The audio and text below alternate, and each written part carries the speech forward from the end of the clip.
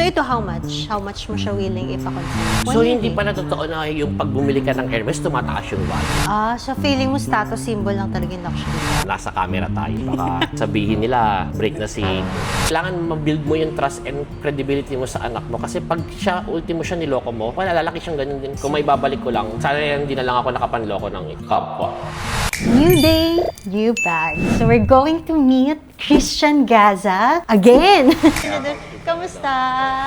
Miss Jayan, gusto ko po sana ibenta sa First Mason tong dalawang Hermes na to. Kaso hindi talaga kami bumibili. So pwede lang siyang consignment. You mean, iiwan ko po sa inyo yung baga, tapos sa iyo ang magbebenta for me? Yes, for a commission. So once na ma-sell namin to, tsaka ka lang namin babayaran. Hindi ba scam yan? Charot. Ako pala yun. Ako pala yung scammer na. Kala, eto Pwede mo ako shout out. Madali mo lang naman ako siraan kapag in-scam kita. Hindi kaya ako ganun tao. Ako, kailangan focus ka lang sa sarili mong buhay. Dapat hindi mo pinag-uusapan yung buhay ng iba. Coming from me. Grabe. Eto na Miss Jayan, puro tayo ka-etchusan eh. Ito na po yung dalawang Kasi wala akong gloves, okay lang. Nag-gloves pa kayo pag nag-open ng bag? Oo. Ang arte niyo naman. Ganun ba sa First Mason? Masyadong maarte na. Ganun talaga kasi mahal tong bag eh. Hermes to eh. Ganyan yun? Bakit? Dahil magkaka-virus? Hindi naman, para lang ma-avoid yung mga dumi. Ganun talaga sa industriya niyo? Oo, ganun. Kaya kanina, ang dumi ng kumay ko galing songkran, Ay, sa'yo pinasok naman. ko dyan. Okay na ba yun? Ay, sa'yo naman to eh. Joke lang. Malinis po yan. Hindi mo napakawa tuloy ako sa ilong ko. Nagugas ako ng kamay mabuti ka na galing shower, saka ko po pinakyan dyan. And take note, kompleto yan, Miss Jayan. Pero yun nga, okay lang wala akong gloves. Hawakan ko siya ha. Hindi na akong permission. Ganun? Oo. May consent ba? Oo, Taray kasi bag mo to eh. sige. Anong bag to? Hindi ko po alam tawag, sa totoo lang. Nakita ko lang na maganda, tapos binili ko. Sa Macau ko po yan nabili. Ito po yung sa Macau. Okay. Ito. Parang ito yung binili mo sa amin ha. Bakit? Hindi ko po nagamit eh. Pero gusto mo to dati ah. Oo nga. Parang hindi talaga. Sure po, Never. hindi po naman. Itataya ko yung credibility ko sa pagiging pambansang Marites. Hindi ko po yan nagamit, not Oo even nga. once. Oo nga, wala siya. Kasi dapat ibigay ko yun sa ex ko eh. Kaso naghiwalay na kayo. Kaya hindi mo na nabigay na. Kaya in-order ko po yan, hindi pa kami naghihiwalay, mga May 1st week. Tapos nakarating nga po ng Bangkok. End of June, mga June 26, June 27. So break na kami nun. So ngayon, hindi ko na siya kailangan. Akala ko binili mo to para sa'yo. Hindi pala. Gold, kadiri ka naman, Miss Gia. Charot! It's not for me, to be honest. I mean, joke aside, humor aside, hindi ko po talaga gusto yung gold. Gusto ko lang lagi plain colors, neutral, like brown, black, white, gray. Ganun lang po yung gusto ko na mga gamit. Na makikita mo po dito sa isa kong binili sa Macau. Pero ang ganda pa niya ha. So ito, how much? How much mo siya willing ipa-consign? Nabili ko po sa yan.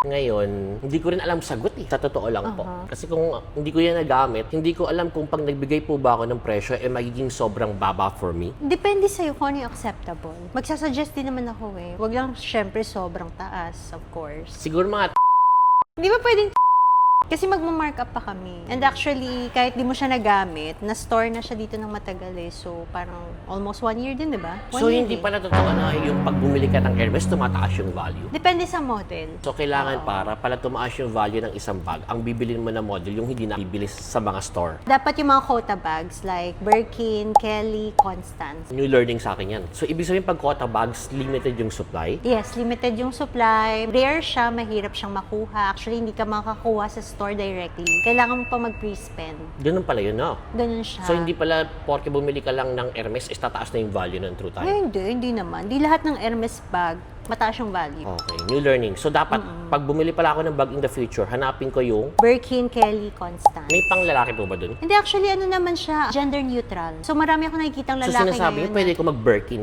Yes, so, yung malalaking Birkin. Uso nga siya ngayon, actually, ang dami ko yung nakikita. ginagamit sakto pang hand carry sa mga Yes, eroplano. oo. Mga size 40. Tapos Tsaka- nagasgasan, no? Habang nasa biyahe ka, no? Oh. Tapos 1.5 million, no? Takot. Anyway, sige po.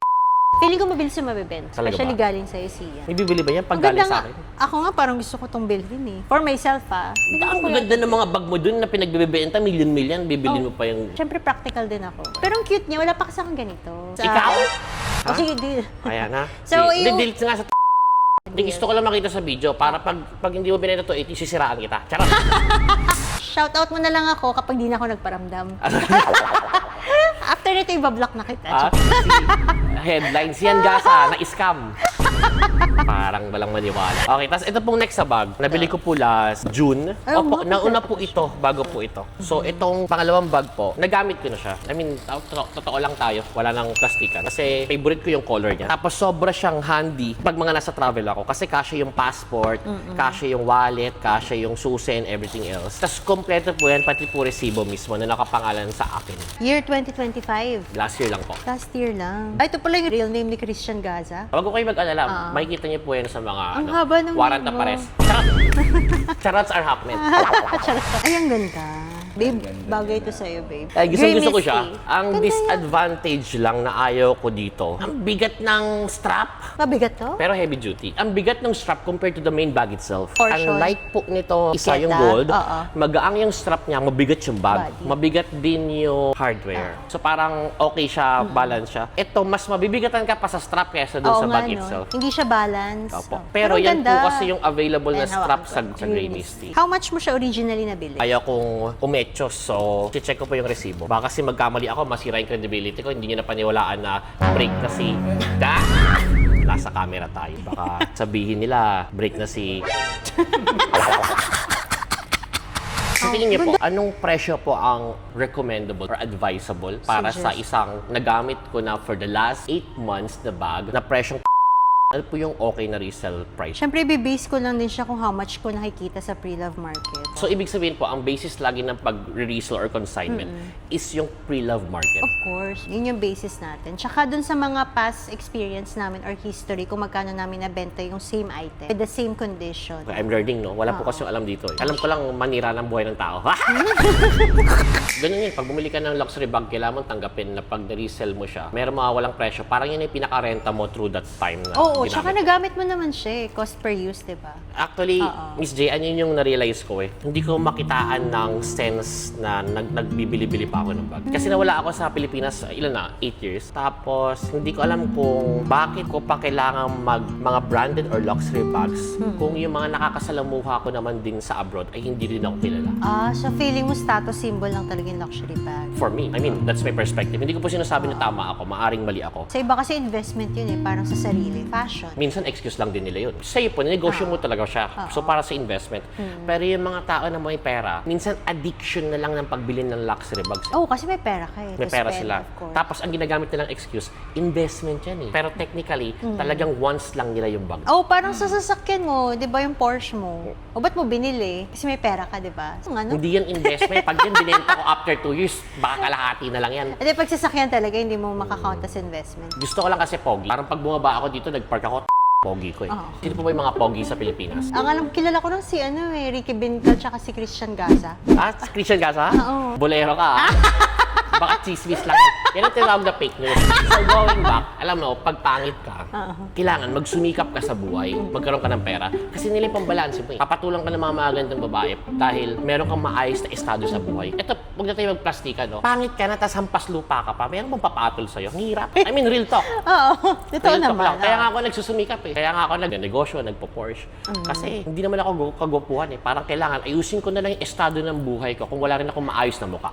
Pahambol ka. Kamukha ni Mr. Bean. Hindi, layo. Parang takot ka lang mapost ko. Eh, nakita niyo siya. Kanina pa ako ini-anxious eh.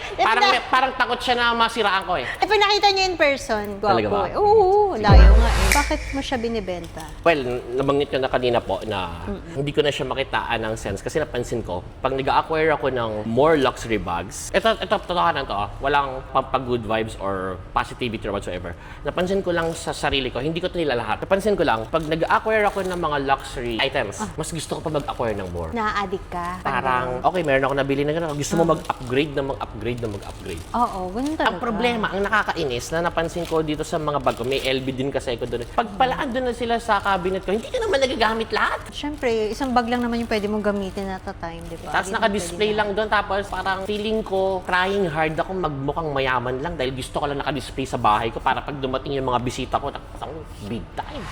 Yun po yung opinion ko base sa personal observation ko sa character ko. So ngayon, parang gusto ko na tong i-dispose para hindi na ako maghanap pa ng ibang bag. Ginagamit ko nga po recently, Adidas na 6,000 pesos na backpack. Pag nag-travel ako, iniiwan ko na talaga to. So, hindi na siya fit sa lifestyle mo? Opo, parang nag-iba yung mindset ko recently na gusto ko na lang magmukhang simple. Kasi pag may namimit akong tao, mas gusto ko na matanggap nila na ganun lang yung itsura ko. Pag dumadating ako sa mga meeting, nakachinelas lang ako, nakashirts lang ako.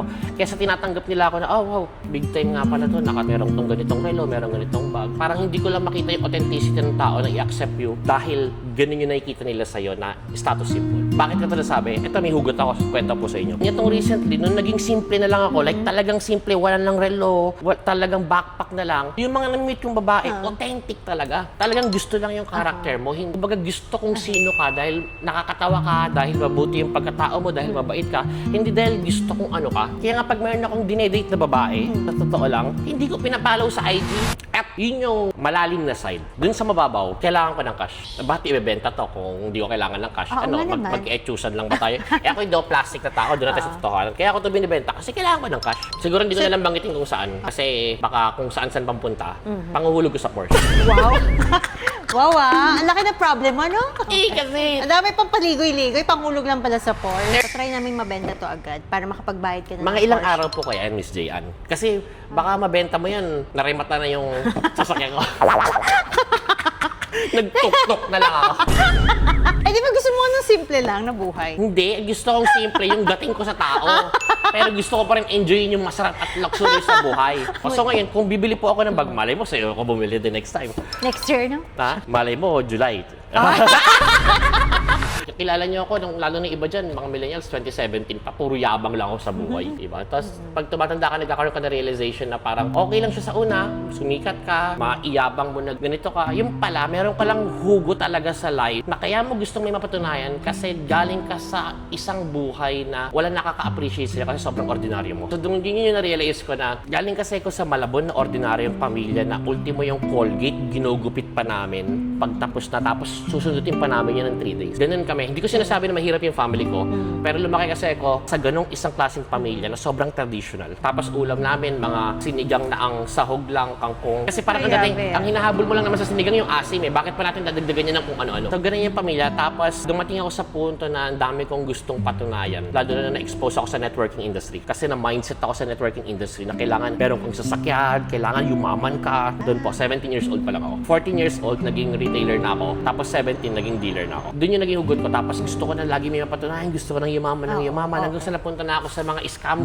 Ginawa ko na lahat ng paraan para lang mapunta ako sa tuktok kahit mali na yung ginagawa. Nakulong na ako. Daming realization ngayong 32 years old na ako. Pero pinagsisisihan mo yon lahat? Sobra. Kasi lalo na lumaki na yung anak ko. Nakasama ko na yung anak ko eh. 12 years old na siya right now. Then nare-realize ko na nag-check na siya ng account ko eh. Parang nare-realize ko yung mga ginawa ko pala 10 years ago. Talaga palang malalaman at malalaman ng anak ko in the future. Ano sinasabi mo kapag nagsisearch na siya? Hindi, sinasabi ko sa kanya totoo. Pakulong ako. Ako na palang nagpakita ng nasa kulungan ako. Naiintindihan niya? Tapos nakapanloko ko ng tao, kaya kami nag-break ng nanay niya. Sinasabi ko lahat kasi kailangan ma-build mo yung trust and credibility mo sa anak mo. Kasi pag ultimo siya niloko mo, wala, lalaki siyang ganun din. Na puro profiling lang at puro pampepeke. At ayaw ko siya lumaki ng ganun. So kung ang tanong mo po is pinagsisihan ko, definitely 100%. Kung may babalik ko lang, sana hindi na lang ako nakapanloko ng kapwa.